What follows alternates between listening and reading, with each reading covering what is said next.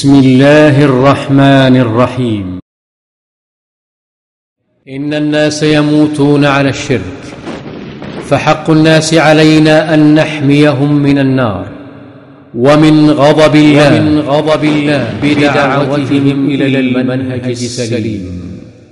هل ترضون بهذا الإسلام لإخوانكم المسلمين؟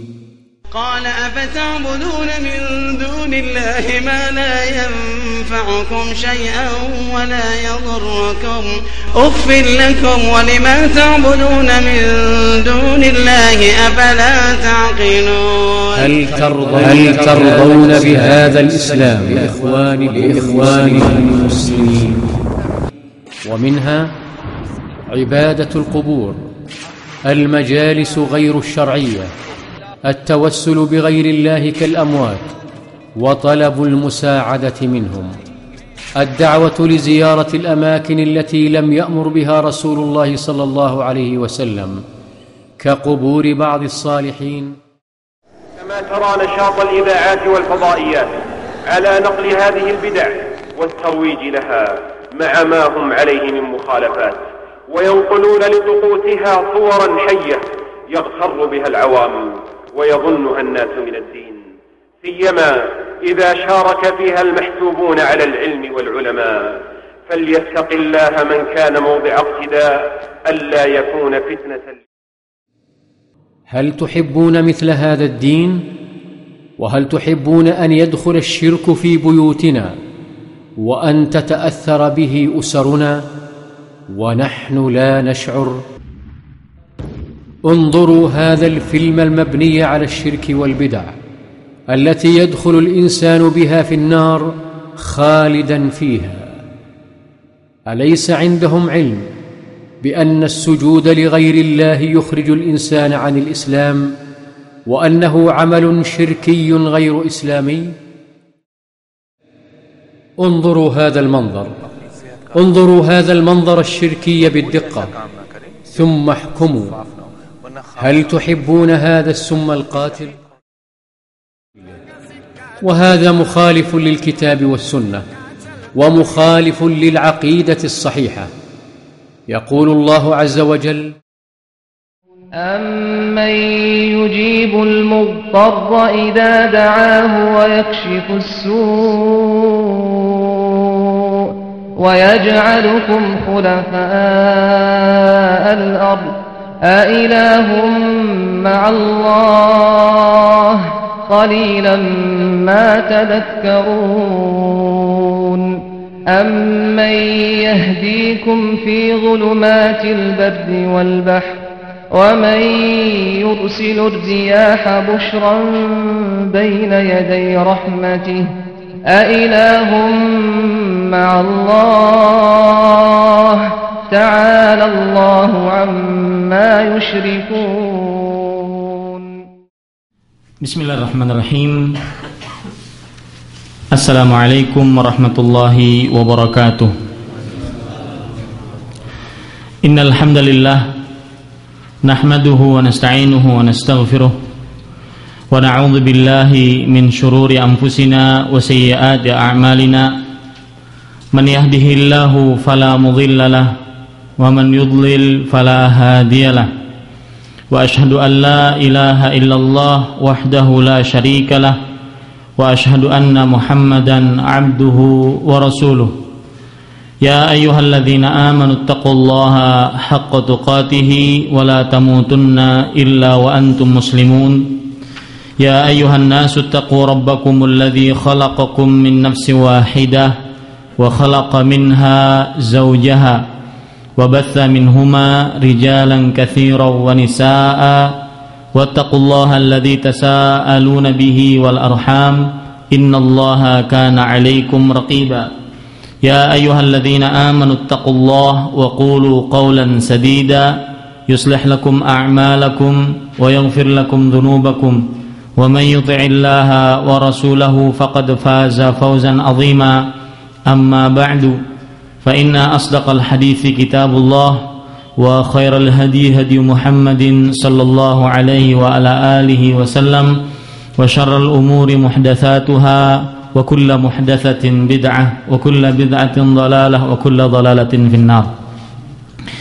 Ikhwani rahimanillah wa iyyakum. Alhamdulillah, kita bersyukur pada Allah Subhanahu wa taala yang kembali mendudukkan kita di dalam sebuah majelis ilmu untuk mempelajari ilmu-ilmu Islam, mempelajari ayat-ayat suci Al-Qur'an dan hadis-hadis Rasulullah sallallahu alaihi wasallam. Pada hari ini, hari Jumat, tanggal 14 Safar 1431 Hijriah. Salawat dan salam semoga selalu Allah berikan pada Nabi kita Nabi Muhammad sallallahu alaihi wasallam, kepada keluarga beliau, para sahabat, serta orang-orang yang mengikuti beliau sampai hari kiamat kelak. Para ikhwah yang dirahmati oleh Allah Subhanahu wa taala, pada hari ini kita akan membicarakan tentang sebuah permasalahan yang sangat penting, sebuah wasiat Rasulullah sallallahu alaihi wasallam sebelum beliau meninggal. Permasalahannya yaitu hukum beribadah di kuburan-kuburan orang-orang saleh. Hukum beribadah di kuburan orang-orang saleh. Ketahuilah bahwasanya Imam Bukhari dan Imam Muslim rahimahullahu taala di dalam kitab sahih beliau berdua menyebutkan sebuah hadis dari Aisyah radhiyallahu anha, anna Umma Salamata dzakarat li Rasulillah sallallahu alaihi wa ala alihi wasallam kanisatan ra'atha bi ardil Habasyah wa ma fiha minas suwar. Bahwasanya Aisyah radhiyallahu anha bercerita, Ummu Salamah radhiyallahu anha bercerita kepada Rasulullah sallallahu alaihi wasallam tentang sebuah gereja yang beliau lihat di negeri Habasyah, yaitu di negeri Ethiopia, yang di dalamnya terdapat gambar-gambar. Kemudian Rasulullah sallallahu alaihi wasallam setelah mendengar cerita tersebut, beliau mengomentari, ulaika idza mata fihimur rajulus salih awil abdus salih banau ala qabrihi masjida wa sawwaru fihi tilka suwar ulaika syirarul khalqi indallah. Artinya, mereka itu ialah apabila ada orang yang saleh atau hamba yang saleh meninggal, wafat, mereka membangun di atas kuburan hamba yang saleh tersebut sebuah tempat ibadah, dan mereka membuat di dalamnya gambar-gambar. Di dalam tempat ibadah tersebut gambar-gambar. Ulaika syirarul khalqi indallah. Mereka adalah sejelek-jelek makhluk di sisi Allah Subhanahu wa taala. Para ikhwah yang dirahmati oleh Allah Subhanahu wa taala, dari hadis ini kita bisa ambil sebuah faedah besar, bahwasanya orang-orang yang paling buruk di sisi Allah Tabaraka wa taala adalah orang-orang yang membuat kuburan-kuburan dan dibangun di atasnya, kuburan-kuburan orang saleh dibangun di atasnya masjid atau tempat-tempat untuk beribadah. Kemudian mereka juga membuat gambar-gambar di dalamnya, patung-patung di dalamnya. Ini adalah makhluk-makhluk manusia-manusia yang terburuk di sisi Allah Subhanahu wa taala. Ini faedah yang pertama dari hadis ini. Faedah yang kedua, para ikhwah yang dirahmati oleh Allah Subhanahu wa taala, dari hadis ini kita bisa ambil sebuah faedah bahwasanya Rasulullah sallallahu alaihi wasallam melarang kita untuk menjadikan kuburan-kuburan orang saleh dibangun di atasnya masjid-masjid atau bangunan-bangunan. Jadi kalau seandainya ada orang saleh, ada hamba Allah yang saleh kemudian meninggal, maka dilarang oleh Rasulullah sallallahu alaihi wasallam berdasarkan nas dari hadis ini untuk dibangun di atasnya sebuah bangunan. baik itu dengan niatan untuk bangunan tersebut untuk beribadah di kuburan tersebut ataupun tanpa niatan, dilarang oleh Rasulullah sallallahu alaihi wasallam. Ini faedah yang kedua. Faedah yang ketiga yaitu orang-orang Yahudi dan Nasrani, merekalah yang membangun kuburan-kuburan, membangun kuburan-kuburan orang saleh, membangun tempat-tempat ibadah di kuburan-kuburan orang saleh. Berarti kita sebagai orang Islam dilarang untuk menyerupai diri dengan orang-orang Yahudi dan Nasrani. Sebagaimana dalam sebuah hadis Rasulullah sallallahu alaihi wasallam bersabda, hadis diriwayatkan oleh Imam Abu Dawud, "Man tashabbaha biqaumin fahuwa minhum."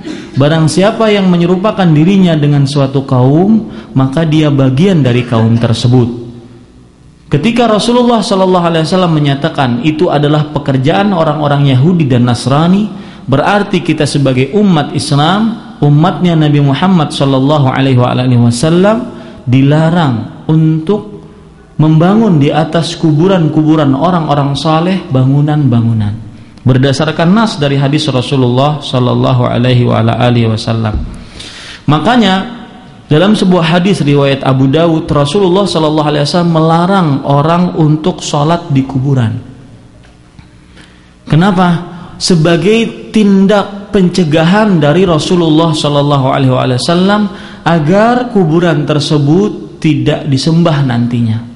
Rasulullah sallallahu alaihi wasallam melarang dalam sebuah hadis riwayat Abu Daud, dan nanti hadisnya kita akan bacakan banyak sekali tentang larangan-larangan Rasulullah sallallahu alaihi wasallam kuburan dijadikan tempat untuk beribadah.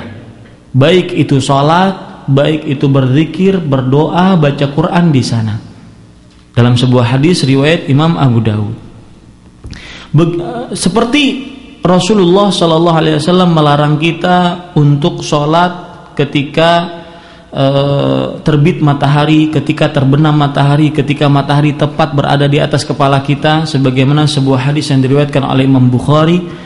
Ini adalah tindak pencegahan dari Rasulullah sallallahu alaihi wasallam agar umatnya tidak menyembah matahari. Begitu pula ketika Rasulullah sallallahu alaihi wasallam menyatakan bahwasanya dilarang dengan mutlak untuk beribadah di kuburan, sebagai tindak pencegahan dari Rasulullah sallallahu alaihi wasallam agar kuburan-kuburan tersebut akhirnya tidak disembah sebagaimana seseorang menyembah Allah tabaraka wa taala. Kemudian para ikhwan yang dirahmati oleh Allah Subhanahu wa taala, kita ingin juga baca hadis yang lain yang diriwayatkan oleh Imam Bukhari dan Imam Muslim. Rasulullah sallallahu alaihi dari Aisyah radhiyallahu anha juga, beliau bercerita, "Lamma nuzila bi Rasulillah sallallahu alaihi wasallam tafiqa yatrahu khamisatan lahu ala wajhi." Ketika Rasulullah sallallahu alaihi wasallam akan diambil nyawanya, berarti dalam keadaan sakit keras. Berarti setelah ini Rasulullah sallallahu alaihi wasallam meninggal. Berarti pula setelah ucapan beliau ini tidak ada penghapusan hukum, hukumnya tetap, karena setelah itu Rasulullah sallallahu alaihi wasallam meninggal. Beliau bersabda, ketika Rasulullah sallallahu alaihi wasallam akan diambil nyawanya, tafiqa yatrahu khamisatan ala wajhihi. Beliau pun segera menutup wajah beliau dengan kain yang ada coraknya. Fa'idza tamma biha kashafaha. Ketika beliau merasa sesak dengan tertutup dengan kain tersebut, beliau membuka wajah beliau. Begitu terus dalam keadaan Rasulullah sallallahu alaihi wasallam sakit keras. Kemudian dalam keadaan seperti itu Rasulullah sallallahu alaihi wasallam masih sempat mengingatkan umatnya. Coba ingat wasiat Rasulullah sallallahu alaihi wasallam ini. Dalam keadaan beliau lagi sakit keras, Rasulullah sallallahu alaihi wasallam bersabda, "La'natullahi 'alal yahudi wan nasara ittakhadhu qubur anbiya'ihim masajid." Allah melaknat atau laknat Allah dilimpahkan bagi orang-orang Yahudi dan Nasrani yang menjadikan kuburan nabi-nabi mereka sebagai masjid. Ini sabda Nabi Muhammad sallallahu alaihi wasallam.